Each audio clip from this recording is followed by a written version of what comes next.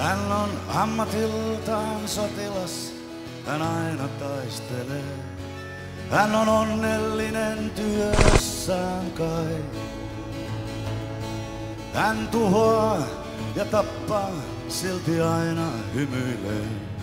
Hän ei tunne rauhaa, rakkautta lain.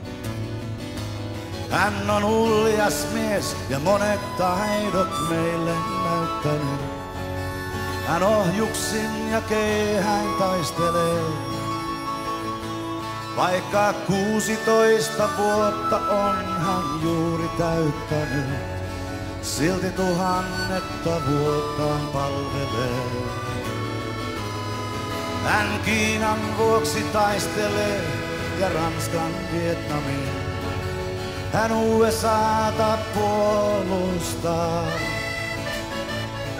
Hän sodan vuoksi itsensä ja kaiken tuhoaa. Hän luulee, siten sodat katoaa.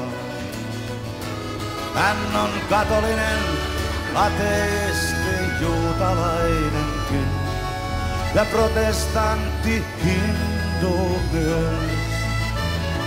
Ja hän tietää, ettei tappaa saa, hän tappaa kuitenkin vuoksi sinun, minun ystäväni. Ilman häntä ei ois Hitler koskaan saanut voittojaan.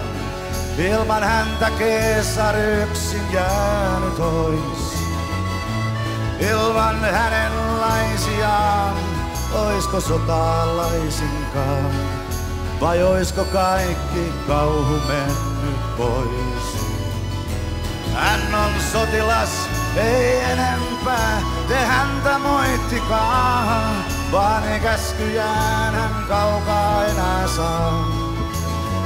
Hän saa ne sinulta ja minulta, oi veljet huomatkaa.